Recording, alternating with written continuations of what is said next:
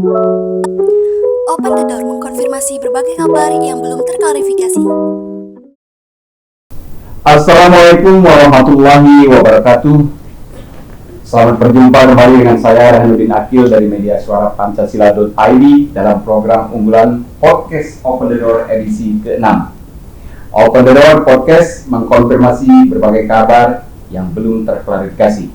Hari ini Jumat 14 Juli 2024 di studio kami menunjukkan pukul 23.46 waktu Indonesia bagian Barat, nyaris berganti hari. Iya. Dan bersama ini sahabat podcast Open the Door yang berbahagia, alhamdulillah syukur pada edisi ini kita berhasil mengundang tamu istimewa. Ya, sosok yang sedang viral di kota Lubuk Linggau, Sumatera Selatan, karena hampir dipastikan tamu kita ini maju sebagai seorang kontestan dalam pemilihan kepala daerah, pilkada, wali kota dan wakil wali kota Lubuk Linggau dalam momentum pilkada serentak 2024 yang insya Allah akan dilaksanakan pada 27 November 2024 mendatang. Selamat datang yang kami hormati dan kami banggakan Haji Rahmat Hidayat SH, Magister Ilmu Komunikasi, yang lebih akrab disapa Yopi Karim. Selamat datang. Terima kasih. Lesu ya. Kita sudah berganti hari. Iya. Ya, kami menyadari sahabat, karena terus terang jauh sebelum ini kita sudah melakukan komunikasi dengan tamu kita, Bung Yopi ini, tetapi memang jadwal beliau sangat padat sampai hari kedua dan ingin berganti hari ini. Alhamdulillah Tuhan masih mentakdirkan kita bertemu di meja Open the Door ini. Namun di studio podcast Open the Door kali ini izinkan saya sebagai host menyapa dengan sapaan Bung Yopi Karim. Bung Yopi, ada tambahan bungnya. Konon kalau disapa, konon kalau disapa Bung katanya berpotensi bisa menjadi presiden. Wah,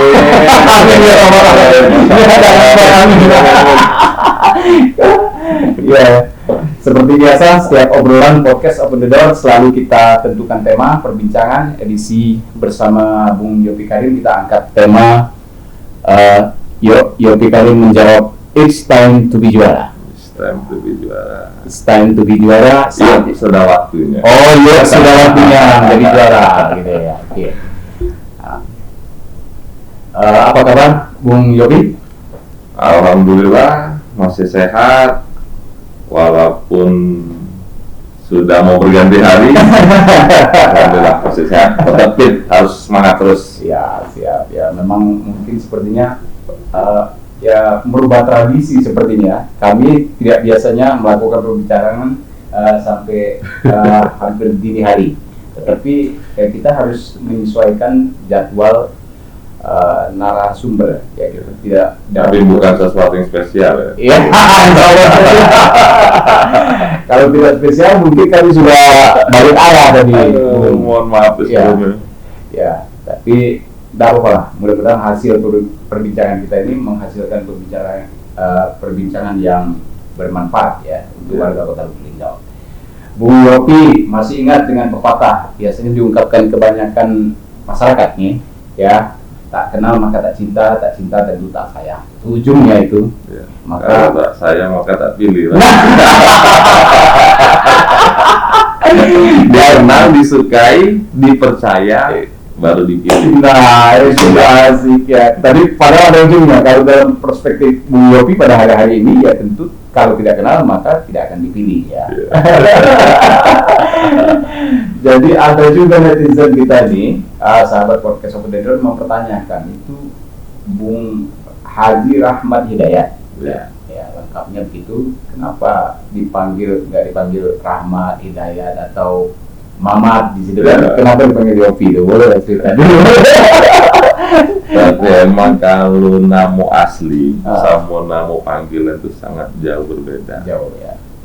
Dulu di sekolah panggilannya Dayat, Ya. karena Rahmat Hidayat. Ya. Ada yang manggil Rahmat guru, itu SD. Ya. Tapi begitu SMP sudah mulai berubah, Ya. sudah mulai menjadi gimmick. Rahmat jadi Mamat, Mamat. ya, itu sudah mulai hilang. Ah. Nah, karena memang banyak kawan-kawan di luar rumah, di luar sekolah, kawan lingkungan rumah, terus kawan-kawan sekolah juga mulai banyak main ke rumah. Ya. Makanya banyak tahu panggilan sehari-hari Bu Yopi. Oh. Nah, cerita nama Yopi itu tidak tahu apa ke ibu atau ayah dulu mungkin ada mengidentik dengan panggilan sayang, apa Ya. panggil manjo kan? Ya. Karena dulu anak bungsu, ternyata bungsu tidak jadi. Oh, gitu. Dari 8 tahun jarak dengan adik kan? Oh. Mungkin panggilan rumah nama Yopi. Iya, ya. Panggilan. Tapi lebih populer sekarang itu Ya. banyak tahunya Yopi karena mungkin banyak kawan itu kan di luar lingkungan sekolah, Ya. banyak kawan-kawan di lingkungan sekitar rumah, jadi lebih kenal Yopi. Jadi tapi ya mungkin tidak ada arti lah. Iya. Kalau dulu Rahmat Hidayat kan ada artis tuh, nama Iya. artis kan. Iya, ya betul. Mungkin Yopi juga ada artis kan, Yopi Lato ya. Mungkin ini imbang-imbang kan, yang mana mungkin sama-sama ngefans kan dengan Yopi Lato ngefans, Iya. dengan Rahmat Hidayat ngefans kan. Karena Rahmat Hidayat ini ada nuansa Islaminya, makanya namanya Rahmat Hidayat. Iya. Jadi biar dapat galau-galau sudah Rahmat Hidayat iya, Yopi iya. Oke. Tapi tidak ada kan? Iya, tidak. Itu perlu dipertanyakan. Mungkin ada makna lain ya. Ada makna Kalau dari lain. keluarga. Nah, terus kita lanjut.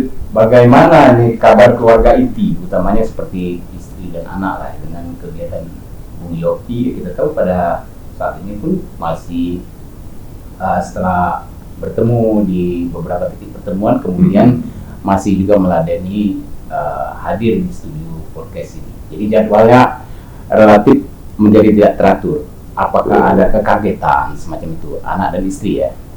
Kalau anak sama istri sih sudah terbiasa. Bahkan untuk saat ini kegiatan-kegiatan yang dia lakukan hampir sama. Ya.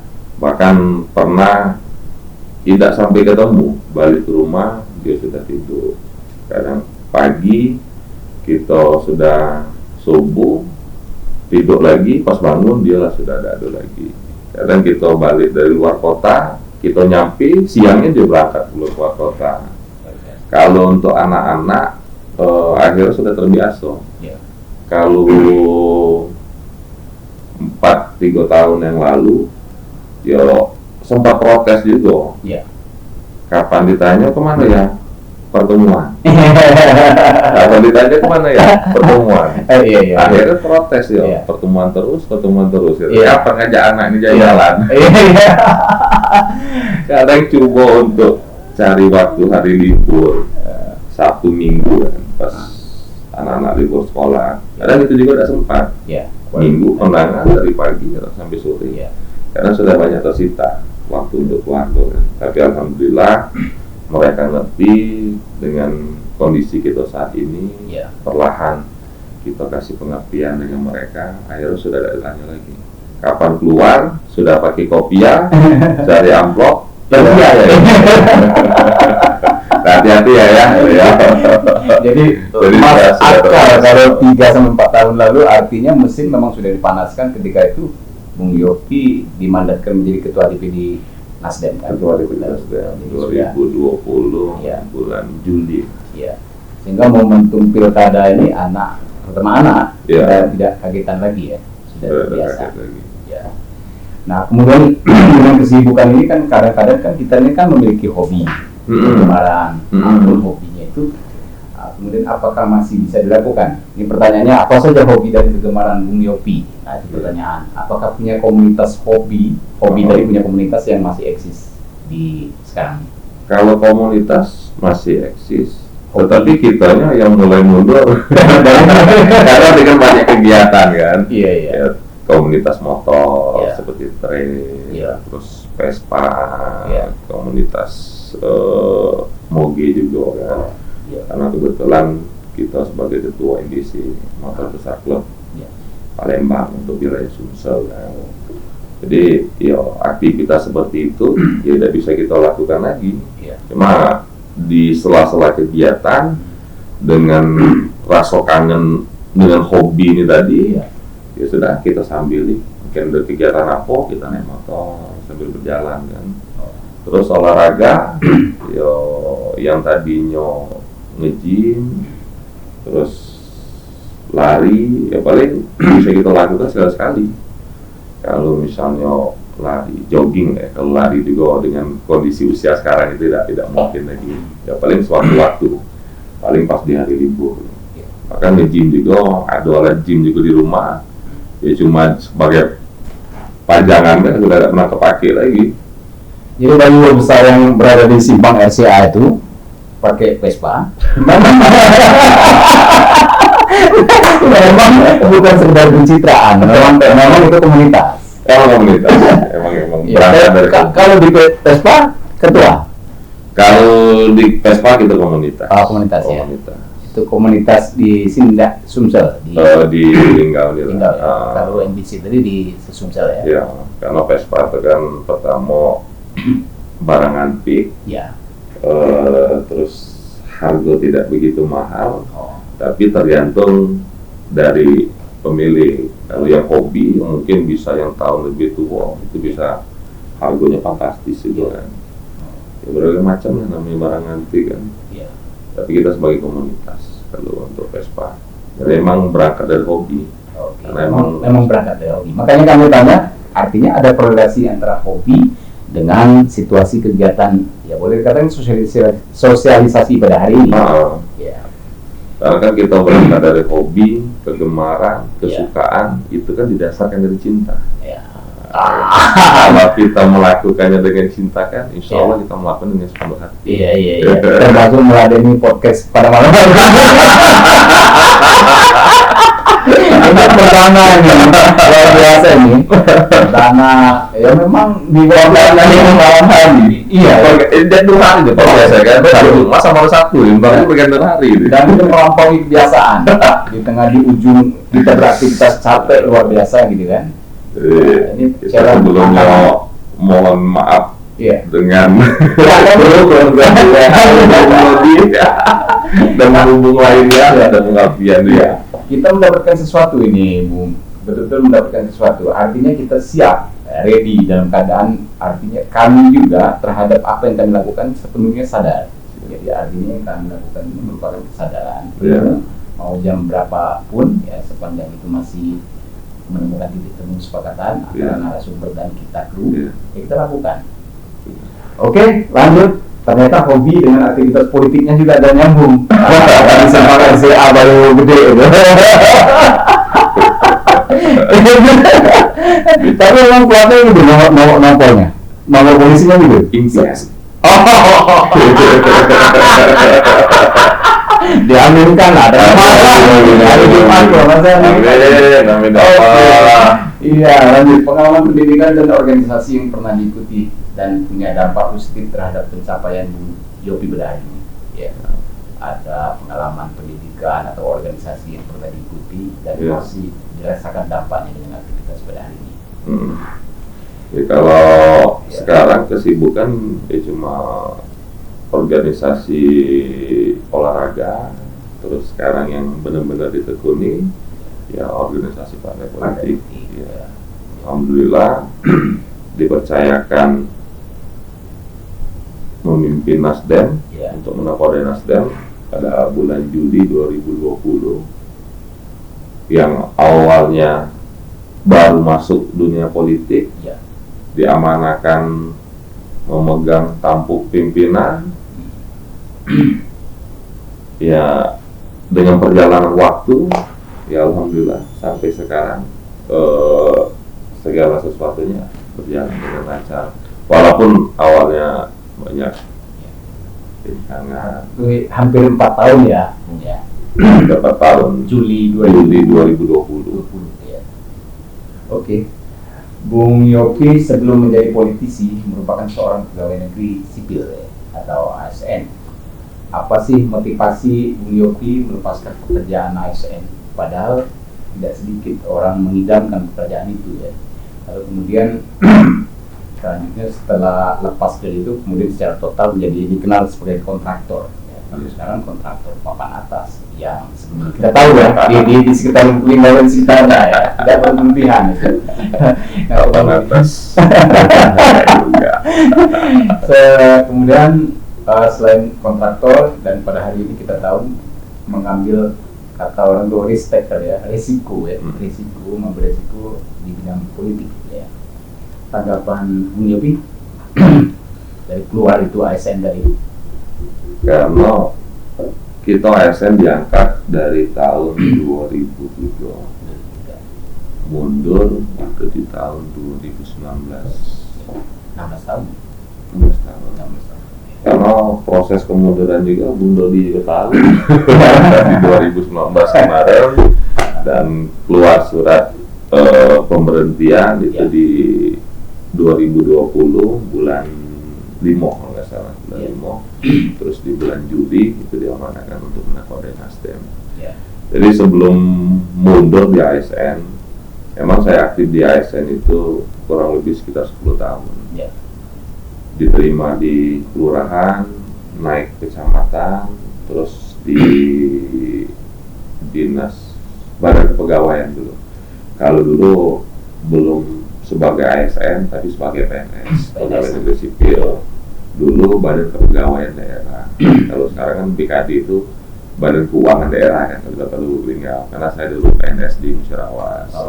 Di badan kepegawaian daerah hampir 8 tahun, terus pindah ke kecamatan Rangkas Hulu. Waktu itu belum mekar, Muratara belum mekar di 2010. Begitu di kecamatan, saya mulai ekspansi kegiatan lain bisnis. Salah satunya di kontraktor, berusaha di luar. Karena ingat pesan orang tua, kalaupun kita mengharapkan sesuatu, emang harus ada yang kita korbankan. Karena kalau kita ingin berbuat lebih luas, kalau karir di ASN mentok sebagai sekda, dan kita tidak bisa sebagai pengambil kebijakan, membuat keputusan. Diskusi sama orang tua, ya sudah, kalau ingin berbuat untuk mencapai sesuatu yang harus kita korbankan, ya bismillah. Makanya saya melepaskan status sebagai ASN, menghibahkan diri di politik. Mungkin melalui jalur partai saya bisa berbuat lebih luas, terutama untuk masyarakat Lubu Linggau. Jadi itu yang menjadi dasar, karena yang ditanamkan sama orang tua saya itu mengharapkan sesuatu harus ada yang kita korbankan. Insyaallah kita bisa dapat lebih dari itu. Amin ya rabbal alamin. Amin. Ya, dengan segala pergerakan dan perjuangan Bung Yopi Karim sebagai politisi lokal di Lubu Linggau tentu membutuhkan motivasi lebih nih, dibanding orang kebanyakan. Maksudnya ya, mengingat suhu politik itu kita tahu lah, politik itu bisa naik turun, panas dingin dan sebagainya, macam-macam istilah untuk mengilustrasikan situasi politik praktis. Apakah Bung Yopi Karim memiliki sosok panutan? Ya, mungkin tadi sudah disebut orang tua ya. Punya sosok panutan yang dijadikan semacam sumber inspirasi sehingga terus melakukan kegiatan politik praktis ini semangat. Seperti hari ini ya, dari pagi bertemu beberapa tokoh di masyarakat, mengikuti acara, dan kemudian masih juga meladeni obrolan kita di podcast ini. Ini salah satu bentuk nyata bahwa politik itu luar biasa, nyaris dari sisi waktu tidak teratur ya. Nah ini punya sosok tokoh panutan ya, boleh lokal, orang tua atau ya kalau panutan ya pasti ada lah ya. Makanya tadi disampaikan suhu politik ya, kalau kita di Nasdem ini kan sudah panas, tapi kalau sekarang kita tuh menikmati karena dasar mencintai, insya Allah yang kita jalankan itu menjadi mudah. Kalau untuk panutan, memang di sini ada orang tua, terus ada kakak Fauzi Amro, terus Kakak Herman Deru, Ya. dan terutama Ketua Umum kami, Ya. Bapak Surya Paloh. Ya. Seolah sebagai mentor mereka tadi dan menjadi panutan kita. Yang namanya di politik itu tidak pernah ada kata lelah. Ya. Makanya apa yang kita lakukan sampai jam sekarang itu beberapa kali pertemuan sebelum takziah, makanya masih pakai baju terus melakukan beberapa titik pertemuan, Iya. ya dengan semangat, ya akhirnya kita tidak pernah ada kata lelah. Insya Allah menjadah wajadah. Iya. Oke. Bung, kan baru saja kita meninggalkan medan perang karena perhelatan politik yang cukup keras di Pileg 2024 lalu. Kemudian apa saja yang sudah dilakukan setelah, kan memang tidak calon ya, memang kemarin tidak calon, tetapi menjadi apa namanya pemimpin ketua DPD Nasdem. Yeah. Tentu apa sampai pada hari ini kan lihat naik tuh dari 3 ke 5 ya. Yeah. Kursi bertambah. Ya, kursi bertambah. Nah, kemudian bagaimana dengan aktivitas yang tadi, perusahaan bisnis tadi, apa sudah diserahkan kepada pihak lain dan Bung Yopi sudah totalitas pengerjaan? Begitu saya sudah berpolitik itu saya sudah serahkan semua perusahaan ke keluarga. Jadi saya tidak terlibat langsung dengan perusahaan karena saya harus benar-benar fokus. Kalau memang kita masih kerja, ya itu pasti akan mengganggu konsentrasi. Tapi tetap dimonitor kan?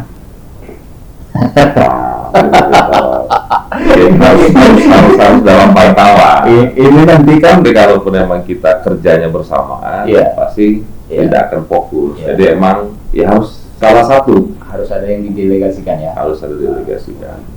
Karena ada korelasinya pertanyaan berikut ngobrol kita ini. Ya tadi mungkin ada yang ingin tahu, kepo lah, kapasitas Bung Yopi menghadapi berbagai tantangan pekerjaan itu ya. Iya. Kemudian Bung Yopi bilang sukses ya tadi, menekuni politik praktis, tak tanggung langsung menahkodai Partai Nasdem ini sebagai ketua DPD Nasdem Kota Lubuk. Tanda keberhasilannya sudah tampak, ada hilal besar. Dari 3 kursi menjadi bertambah. Ya 5 kursi sekarang. Tentu peran kepemimpinan Bung Yopi di Partai Nasdem Kota Lubuk turut menentukan. Bagaimana nih, apa bisa Anda tanggapi? Kalau keberhasilan Nasdem kemarin, ya mau salah satu kerja caleg, pengurus, dan seluruh simpatisan. Karena seperti kita ketahui sama-sama, kalau di pemilu tinggal tergantung potensi caleg masing-masing. Program-program partai emang itu hanya sebagai perangkat. Tinggal kemauan caleg untuk menjemput takdir. Alhamdulillah dari survei kita di bulan 12 kemarin, Nasdem itu bisa mendapatkan 8 kursi. Tapi emang ada beberapa caleg yang tidak maksimal pergerakan. Terus di dapil itu juga banyak berhadapan sama ketua-ketua partai lainnya. Terus ada incumbent juga. Tapi alhamdulillah dari perolehan sebelumnya di 2024 Nasdem dari 3 kursi menjadi 5 kursi. Alhamdulillah berkat kepercayaan masyarakat, mungkin program-program yang sudah kita laksanakan dari tahun 2020 seperti ambulan gratis, terus PSBI yang diinisiasikan oleh Kakak Haji Boji Amro, bantuan ke masjid, musola, yayasan pendidikan, baik itu TK, PAUD, madrasah, dan itu yang langsung bersentuhan ke masyarakat. Mungkin karena program-program kita menyentuh ke masyarakat, ditambah kerja caleg lagi, didukung oleh pengurus dan kader serta simpatisan, maka kursi Nasdem bisa meningkat dari 3 menjadi 5. Alhamdulillah. Oke. Tapi Bung Yopi istilahnya tidak mengklaim itu menjadi kerja individu, itu kan kerja kolektif ya. Kolektif. Tapi biasanya selalu orang melihat kepemimpinan kan, karena situasi persaingan yang cukup sengit seperti itu, nah kemudian tidak bukanlah suatu hal yang gampang, termasuk oke lah tadi dikatakan peran figur, kemampuan dari sosok masing-masing. Tapi kan jauh sebelum mereka menjadi ini kan mereka harus direkrut dulu. Upaya rekrut kan tidak pantai juga merekrut. Kan semacam teamwork lah, kerjasama, kerjasama tim.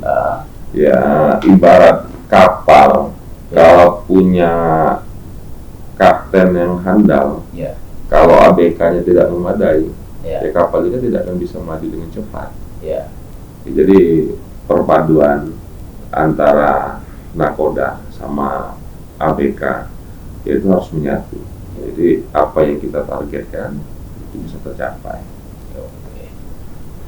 Luar biasa. Tapi selain apresiasi seperti itu ada juga yang mempertanyakan, biasalah ya. Tak sedikit masyarakat bertanya, begitu percaya dirinya Bung Yopi ini sudah mulai agak panas. Begitu percaya dirinya Bung Yopi Karim maju ke pilkada sebagai bakal calon wali kota. Dari rekam jejaknya kata netizen itu ya. Bung Yopi belum pernah menjabat selaku anggota legislatif maupun eksekutif ya, dengan posisi strategis atau letereng. Bahkan nih ada yang nyinyir lagi, Bung Yopi itu belum pernah jadi lurah sekali. Nah, tapi kami tidak bermaksud membela Anda ya. Kita berusaha untuk tampil seobjektif mungkin. Sependek pengetahuan kami, Bung Yopi Karim ini kan kontraktor papan atas ya kita sebut tadi ya, di Tinggal dan sekitarnya. Bidang pekerjaan kontraktor tentu menuntut perhitungan yang tepat dan bobot pekerjaannya juga besar, Pak. Ya, membutuhkan kapasitas, kehandalan komunikasi dan sebagainya. Begitu banyak yang harus dihadapi ya. Kemudian mungkin tidak tepat ya, ada yang meragukan kemampuan leadership Bung Yopi Karim. Tapi kita memberikan ruang bebas orang mau berbicara apa gitu kan. Tapi itu kan tergantung sudut pandang. Ya, sudut pandang. Dan kita tahu orang like and dislike.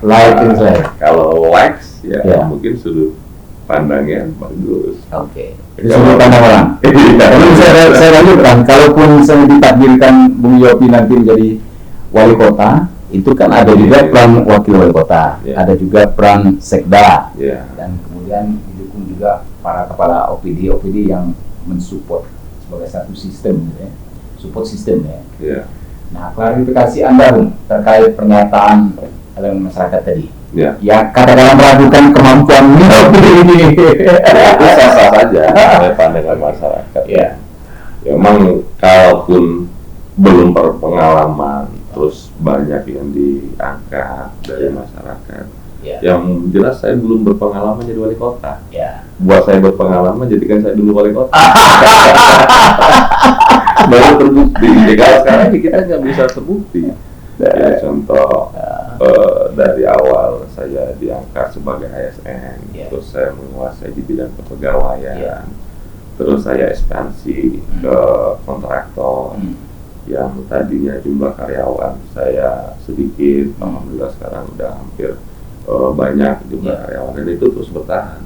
Itu salah satu bukti ya leadership dari apa yang sudah kita jalankan. Nah, apalagi nanti kalaupun emang saya diamanahkan, ditakdirkan untuk jadi wali kota, nanti bisa terbukti kalian seperti apa. Kan ada wakil wali kota yang bisa sharing, terus sekda sama OPD terkait yang bisa mempelajari regulasi dan segala macam. Tinggal kita yang membuat kebijakan, ada tidak manfaatnya untuk masyarakat. Nanti untuk terbukti atau tidaknya, jadikan saya wali kota. Presiden juga belum berpengalaman jadi presiden sebelumnya. Tapi kita lihat hasilnya. Dari wali kota Solo berangkat ke gubernur DKI yang tidak menyelesaikan satu periode, naik ke presiden. Alhamdulillah kita merasakan di bawah kepemimpinan Pak Jokowi, negara Indonesia bisa bersaing dengan negara lainnya. Ya, kita lanjut, sebenarnya masih ada ini. Pelan-pelan saya baca pertanyaan yang sudah disiapkan. Nah, pertanyaan ini kita dapat dari berbagai pihak, terutama di kalangan netizen ya, berita yang berkembang. kita dipungkiri Bung Yopi masih relatif muda ya dibandingkan dengan para bakal calon yang muncul menuju kursi wali kota maupun wakil wali kota Lubuk Linggau saat ini. Dari sisi usia sepengetahuan kami mungkin 40 tahun ya. 41 ya, 42. Artinya dari sisi energi, produktivitas, potensinya luar biasa. Berpeluang tak hanya di Lubuk Linggau, bisa juga merambah ke politik lebih luas eskalasinya. Misalnya berperan sebagai anggota DPRD provinsi Sumatera Selatan atau bahkan menjadi kursi wakil wali kota dulu. Tapi netizen bilang Bung Yopi maunya satset kursi wali kota. Bisa komentari ini itu netizen itu malah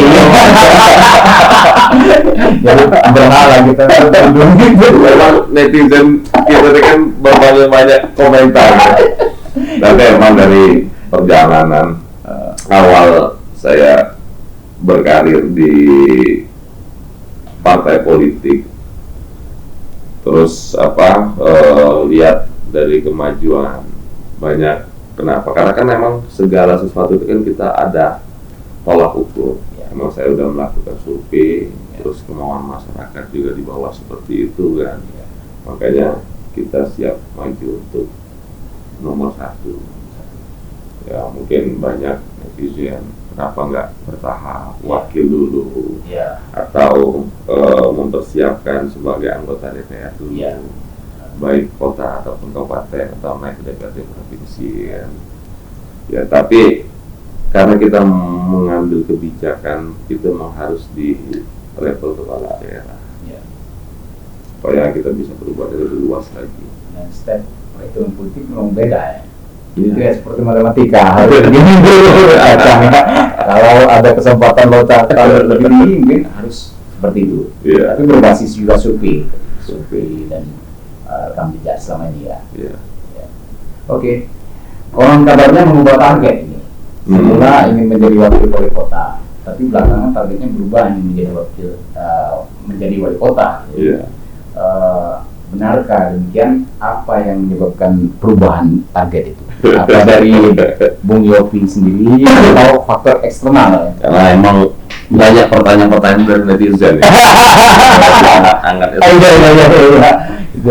Emang awal begitu masuk di dunia politik, karena kan kita selalu melihat potensi dan peluang. Tetapi kita sebagai simbol partai emang tetap tunduk dan patuh apa yang menjadi instruksi. Emang kalau niat dari kita di awal itu emang mau jadi orang nomor 2. Udah bangun komunikasi dengan Pak Sulaiman Kohar sebagai mantan wakil wali kota 2 periode. Coba melakukan penjajakan, tetapi selalu kita sampaikan yang jelas Yopi ini sebagai ketua partai, sebagai simbol partai. Tapi belum tahu instruksi selanjutnya nanti seperti apa. Dilihat keberhasilan Nasdem nanti di 2024 mengalami kenaikan atau turun atau sama dengan. Itu jauh sebelum perhelatan pileg ya? Jauh sebelum perhelatan pileg. Komunikasi politik dengan Pak. Itu sudah mulai dilakukan di tahun 2021 ya. 2021. Setelah dipercaya menakodai Nasdem, kita mau komunikasi. Karena kan kita udah tersusun planning ke depannya seperti apa kan. Makanya saya tidak ikut mencalonkan diri di legislatif karena saya sudah mempersiapkan untuk di kepala daerah. Waktu itu sudah bangun komunikasi dengan Pak Sulaiman. Tapi tetap saya sampaikan karena saya ini simbol partai. Kita lihat keberhasilan Nasdem nanti seperti apa dan instruksi partai juga. Alhamdulillah komunikasi juga berjalan dengan baik sampai sekarang. Dan faktanya memang tidak sama dengan tahu berkurang. Karena berhasilnya Nasdem kemarin instruksi partai minta nomor 1. Gitu. Terus saya pernah minta saran sama beliau. Sama maksudnya? Sama Pak Sulaiman. Pak Sulaiman dengan hasil pleno KPU kota dengan ditetapkan Nasdem 5 kursi, minta saran dengan saya diinstruksikan nomor 1. Bagus. Beliau menyambut seperti itu. Kalau bisa cari pasangan yang sejalan, yang menambah suara kita. Tapi sempat saya sampaikan, saya juga tidak mau menerima instruksi partai tanpa dasar. Dasarnya itu survei. Kalaupun memang memungkinkan survei saya bagus dengan apa yang sudah saya lakukan selama 4 tahun, survei saya bagus, mungkin insya Allah saya menerima instruksi tersebut dan tetap minta bimbingan arahan daripada Om Sulaiman. Karena saya manggilnya Om, karena beliau memang di bawah orang tua saya usianya. Nah, selain sosok senior Pak Sulaiman Kohar tadi ya, ada pertanyaan khusus nih, bagaimana peran sosok seperti Haji Fauzi Amro ya dalam keputusan politik Bung Yopi maju sebagai calon wali kota Lubulingga tahun 2024 ini? Bisa disampaikan peran Pak Fauzi Amro ya? Beliau rasional, apa yang beliau sampaikan ya tinggal tergantung survei. Kalaupun memang survei memungkinkan untuk nomor 1, ya sudah nomor 1. Karena selama ini Nasdem tidak pernah ada sebagai kepala daerah, ketua Nasdem, ketua DPD ya? Ketua DPD. Kalaupun memang surveinya bagus, maksudnya di spesifik lagi di wilayah Sumatera Selatan. Wilayah Sumatera Selatan. Berarti kalau Bung Yopi berhasil perjuangan ini termasuk ini ya, apa namanya, prestasi lagi ya. Tadinya prestasinya dari 3 kursi di Dewan mendapat 5, kemudian berhasil juga berjuang di eksekutif Oke. Kemudian sosok wakil wali kota seperti apa sebenarnya yang diinginkan Bung Yopi? Tadi kan sudah dinasihati oleh Pak Sulaiman Kohar yang sejalan. Yang seperti apa? Akan diberlakukan seperti apa wakil wali kota itu? Memang walaupun ada aturan sesuai dengan tita dari Pak Sulaiman tadi, yang sejalan, sepemahaman, gitu ya. Namanya kita berjalan bersama-sama itu kan harus terbangun dulu chemistry-nya. Ya harus sejalan dan sepemahaman sama pasangan kita.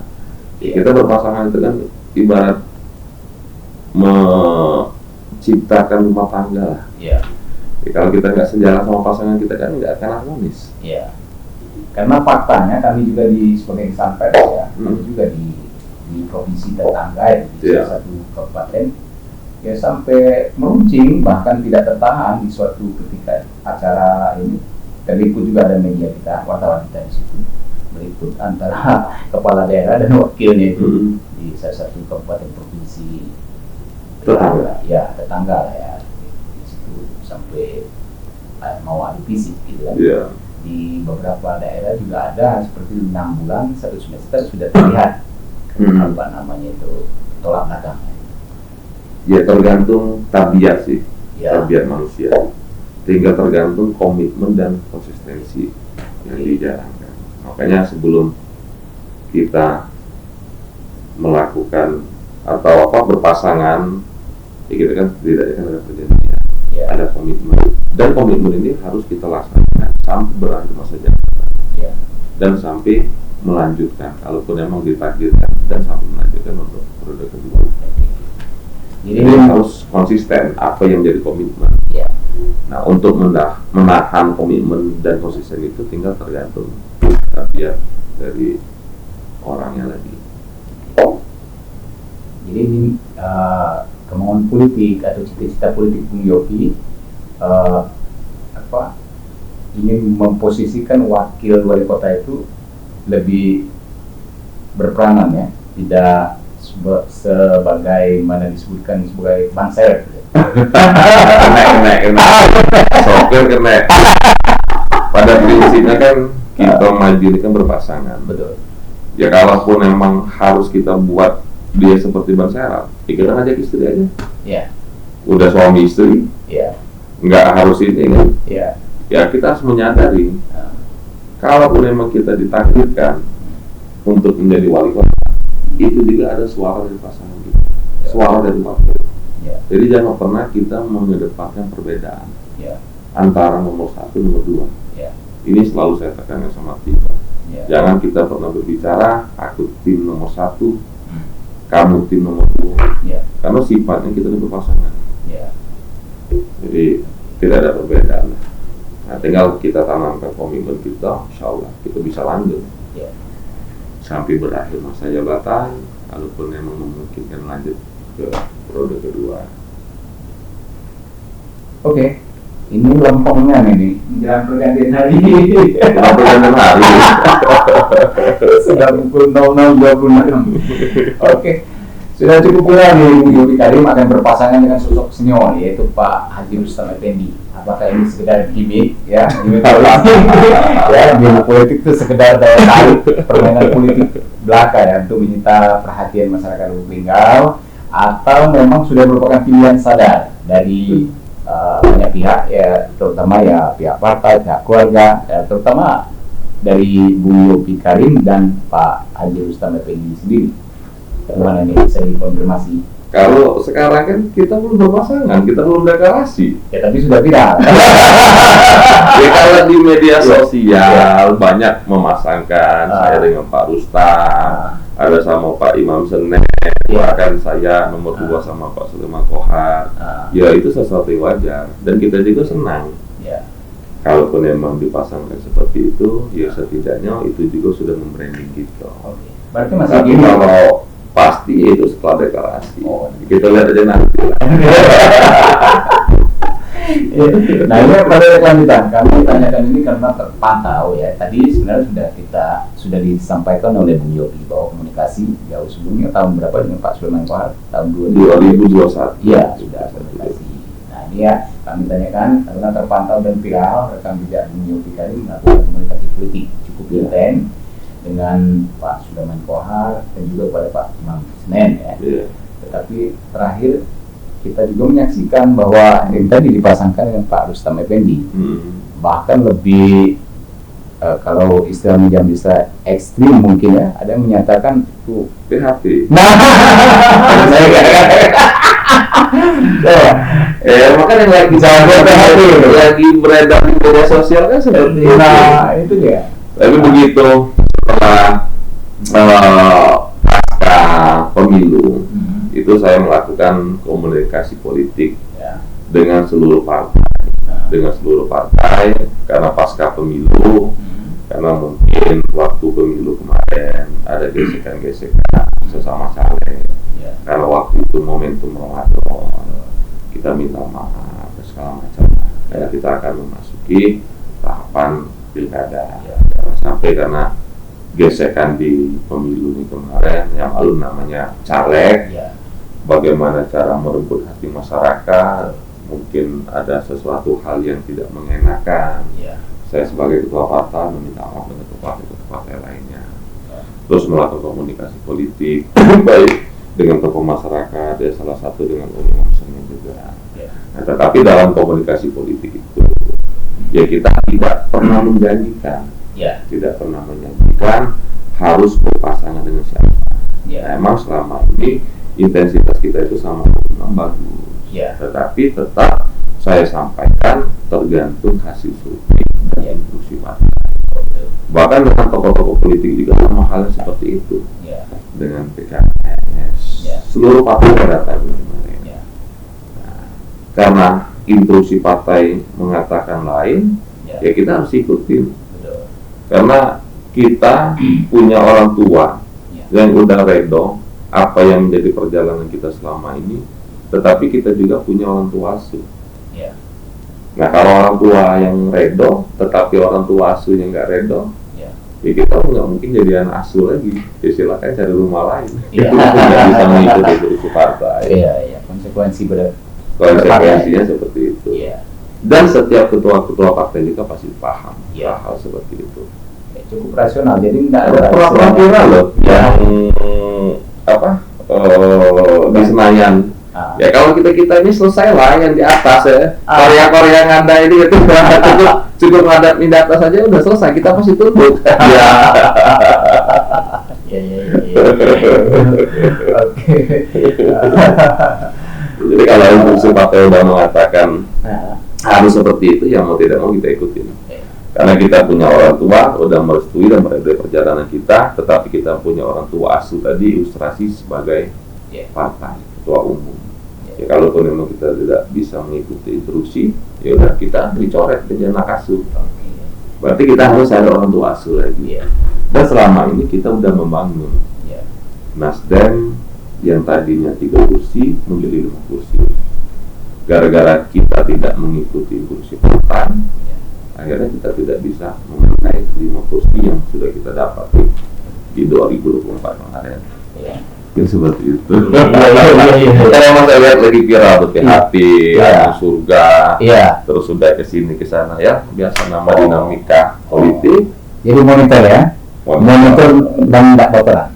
Saya sudah menikmati perjalanan 4 tahun saya, mulai dari 2020 sampai sekarang dan tinggal waktu beberapa bulan lagi. Jadi saya sudah menikmati segala sesuatunya dan saya menyatakan itu hal yang biasa, dinamika politik.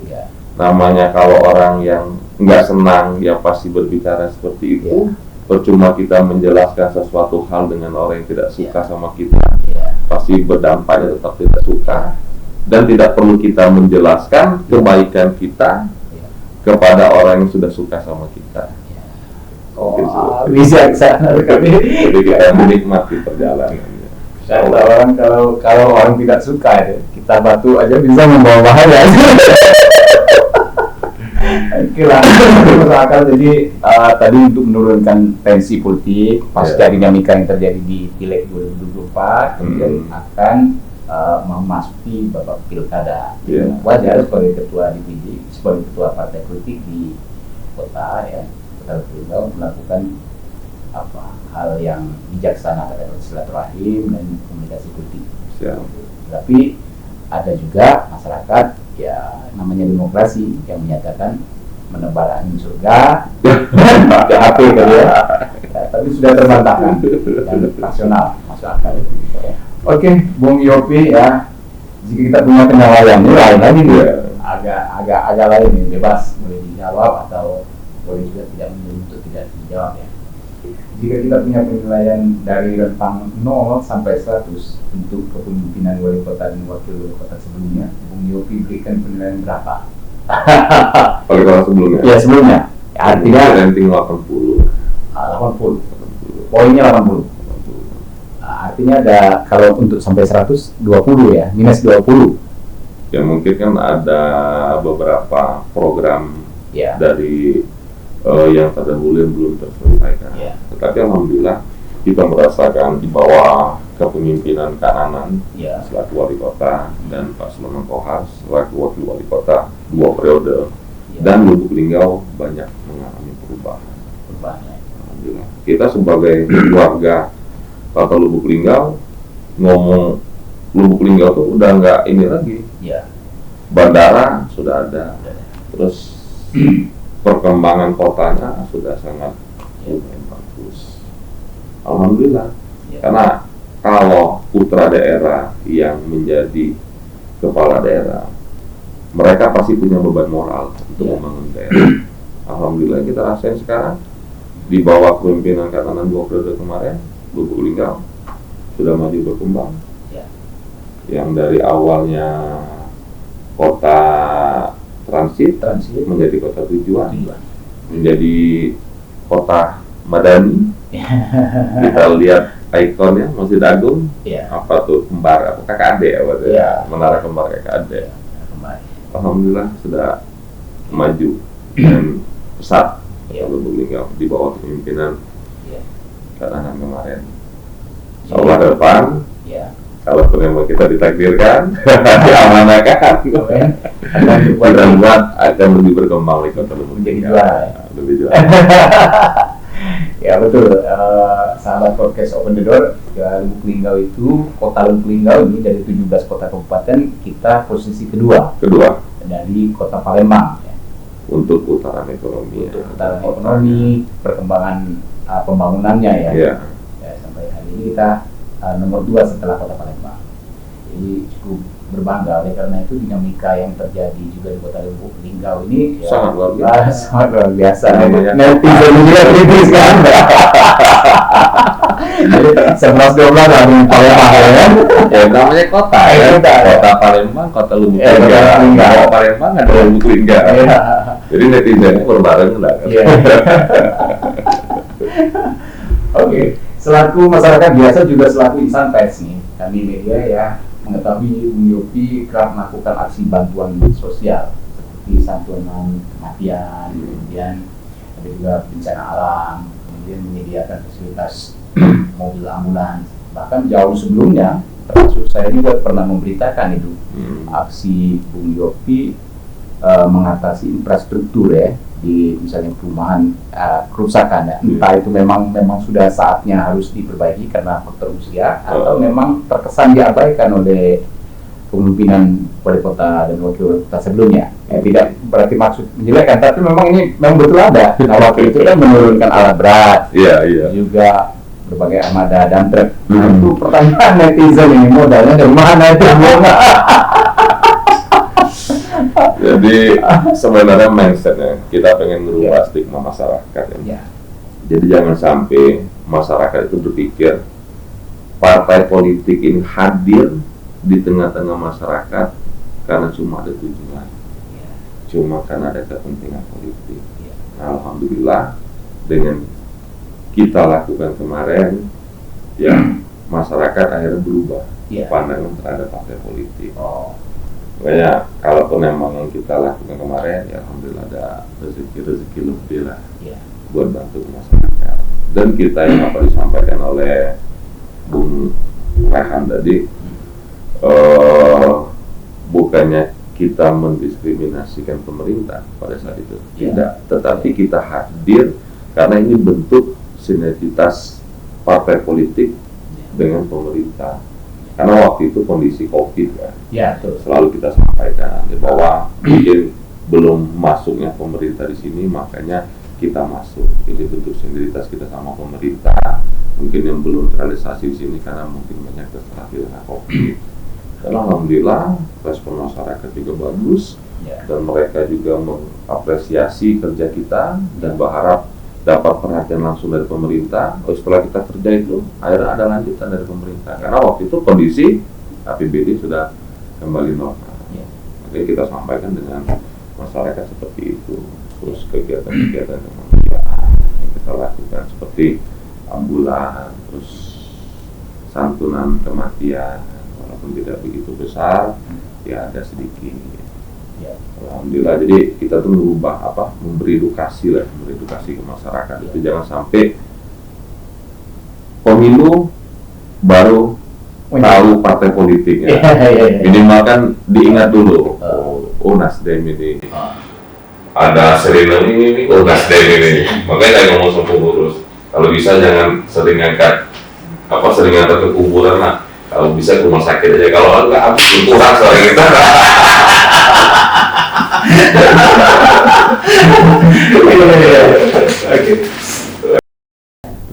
Oke. Ini yang kita tema sebenarnya, it's time to be juara ya. Ya, gambaran Bung Yopi tentang Lubuk Linggau juara. Lubuk Linggau di tangan Bung Yopi itu kalau ditakdirkan dari wali kota mau seperti apa? Ya, kita belum mendapatkan pencerahan tentang ini, tentang it's time to be juara. Lubuk Linggau juara. Ya, juara. Juara bukan juara. Maju dan sejahtera. Oh, maju dan sejahtera. Maju kotanya, sejahtera masyarakatnya. Insyaallah yang sudah dilakukan oleh Kang Nanan sebagai wali kota terdahulu, yang sudah buat kotanya berkembang. Insyaallah ke depan yang dari kota transit menjadi kota tujuan, insyaallah ke depan ini menjadi kota distribusi sebagai kota jasa. Kota jasa ya. Jadi ya PAD SDA kita nggak punya. Ya. Jadi jasa-jasa yang seperti apa yang menjadi tekanan itu? Jasa pendidikan, perdagangan. Yang jelas kalau jasa perdagangan. Ya. Tinggal untuk membantu salah satu pertumbuhan ekonomi yang kita harus di sektor perdagangan kita harus kita majukan. Ya. Mungkin kita bisa mendatangkan investor-investor untuk melakukan investasi di luar Lubuk Linggau, seperti pabrik, salah satu juga membuka lapangan pekerjaan. Memang kita perputaran ekonominya tinggi, tetapi kita sebagai tempat kota transaksi yang dilakukan oleh kabupaten tetangga. Jadi bagaimana Lubuk Linggau ini kita ciptakan sebagai hilirisasinya, sentral perdagangan. Berarti ada upaya melakukan vertikalisasi terhadap pasar ya, secara fisik pasti. Itu menjadi ikon kan? Kalau kota, emang pasar ya salah satu ikon kota ya. Orang harus melihat kondisi pasar ya kan. Ini mungkin ke depan ya pasar yang ini kita akan menertibkan supaya orang berdagang di pasar itu ya supaya lebih nyaman lagi. Karena dulu pasar Los itu terkenal. Pasar Los ini pasar impres. Pasar impres. Bahkan barang-barangnya banyak bagus. Orang yang dari Curug. Kalau dulu kan masih Musirawas nih. Orang dari Rupit kan belanja kan semua di pasar Los. Tetapi sekarang dengan kondisi pasar seperti itu, perdagangan juga berkurang dan minat orang mau ke pasar juga sudah berkurang.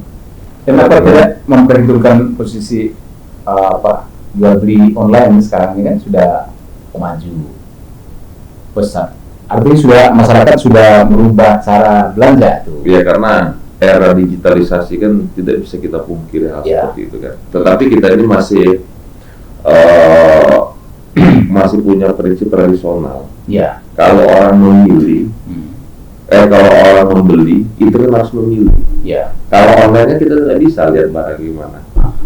Contohnya kalau kita ngajak istri ke pasar, datang ke toko A, pilih, dia lihat baju, habis itu keluar tanya harga 2.000 misalnya, udah taruh dulu, datang lagi ke toko B dengan bahan yang sama, ditawar harga sama 2.000, ditawar 1.900, dikasih, begitu bahannya nggak kurang, akhirnya balik lagi ke toko itu. Jadi kalau kita belanja langsung itu memang ada kepuasan tersendiri. Beda kalau kita online kan, kadang hasil yang kita dapati tidak sesuai. Mungkin dari ukuran yang tadinya ukuran SL, kalau saya udah L ya. Ternyata ukuran size-nya size-nya beda. Jadi emang ada kepuasan tersendiri lah kalau belanja langsung. Ya artinya kalau tadi salah satu jasa perdagangan yang ingin menjadi prioritas ya, karena kota kita mengandalkan sektor jasa, masyarakat minta gambaran pasar yang sekarang terutama yang jadi ikon gitu, pasar impres itu. Pasar impres. Secara fisik seperti apa? Atau memang mau direlokasi? Kalau mungkin kita lebih ke revitalisasi, pembangunan. Kita ketahui juga bahwa itu kan tanah PT KAI. Mungkin bentuk kerjasama pemerintah kota dengan PT KAI, G2G ya, government to government, kita cari dana pusat untuk pembangunan pasar tersebut, nanti MOU antara pemerintah kota sama PT KAI. Tetapi pemerintah kota tidak harus memiliki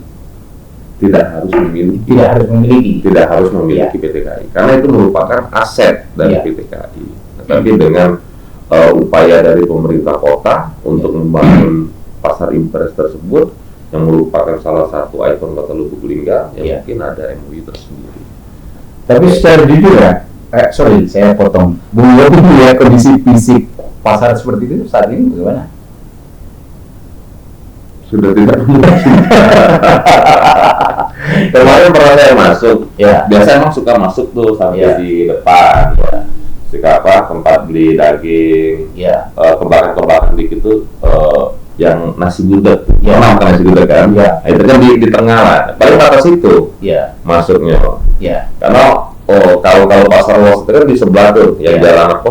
Ada nama jalan tim tembusan ke Panorama, jalan tembusan itu. Dulu kan di sana kan masih nyaman tuh, tempat orang jual-jual apa kayak jual-jual parang, pisau itu kan, terus masuk ke dalam itu los tempat baju-baju. Ke sana lagi itu tempat jual ikan, sayur inilah. Memang kemarin batas itu paling ke jalan ke tengah itu ke nasi gudeg itu, begitu ke belakangnya itu lagi sudah sepi. Nah, waktu pas ada kunjungan calon presiden kemarin, itu masuk dari pasar daging, tempat jual bumbu itu kan, sampai ke belakang kalau dari Kemantan. Betul. Saya ikut juga tuh. Tapi kalau dilihat itu sudah tidak memungkinkan. Sangat tidak mungkin. Tapi emang itu harus direnovasi dengan tidak merubah bentuk, karena pasar impres itu merupakan peninggalan zaman Belanda dan itu ikon Kota Lubuk Linggau. Ya kita harus bangun ya semi modern.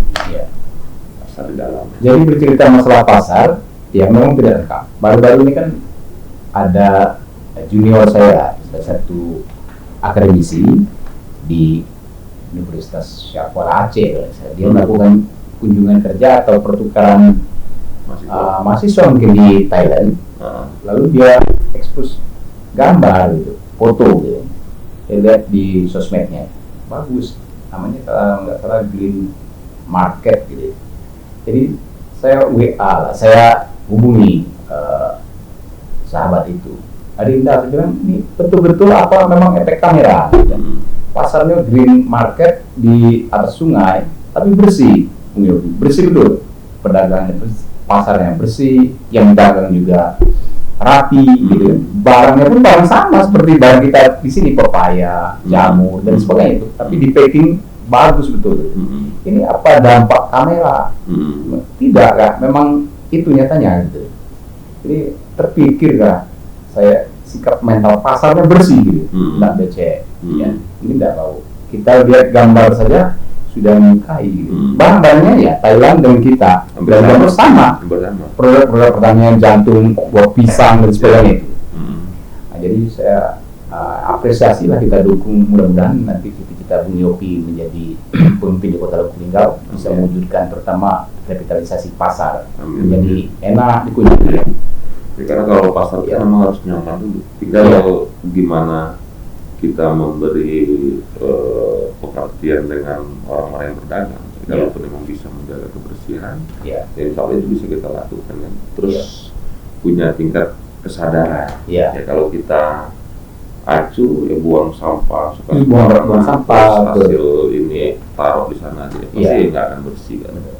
Memang harus diatur hal seperti itu kan. Oke, tadi berawal kita tanya tentang juara, kita dapat gambarannya sedikit. Salah satunya itu apa tadi, juara maju dan sejahtera, maju warganya, kotanya, masyarakat. Oke. Ini Bung Yopi, kadang-kadang penggemar kita kan penggemar pendukung ya, pendukung kita kan bersemangat ya, tapi kita kan mudah-mudahan tidak terjadi chaos terlalu jauh gitu ya. Himbauan Bung Yopi terhadap para pendukung nih, relawan dan pendukung.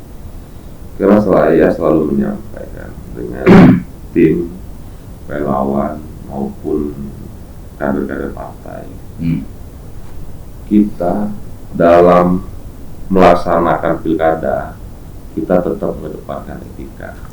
Jangan pernah terpancing apapun yang dilakukan oleh kawan-kawan politik kita di pilkada nanti. Kita fokus dengan pergerakan kita kasih bukti nyata dengan masyarakat. Karena hal-hal yang seperti itu sesuatu yang biasa, dinamika dalam pilkada. Jadi kita tidak boleh terpancing. Makanya selalu saya ingatkan dengan para pendukung dan tim-tim, pokoknya buktikan kerja nyata kita. Kita fokus dengan strategi kita fokus dengan pergerakan kita.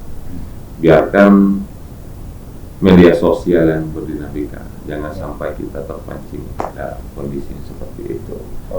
Dan perlu kita sadari sama-sama, karena hidup sosial kita yang lebih panjang daripada hidup politik. Walaupun saya ditakdirkan diamanahkan untuk menjadi wali kota, saya pasti akan melanjutkan periode kedua. Berarti 10 tahun. Umur saya 41 tahun sekarang. Ya.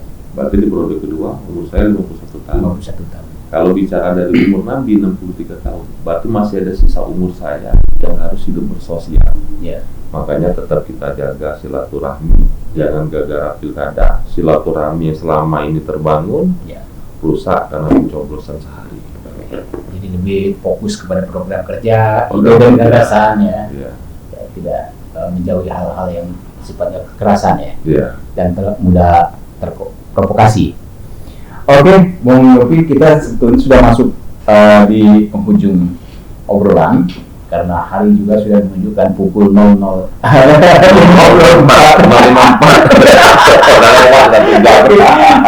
Silakan Bung closing statement. Terima kasih Bung Rehan bin Akil. Tahunya Bung Rehan itu Rehan Akil. Ini ada kepanjangan Bung Rehan bin Akil. Lengkapnya. Bung Dodi Ya. Alfian Ya. yang sudah memfasilitasi kita Ya. bisa mengasih pandangan dalam Suara Pancasila Open the Door Podcast. Ya.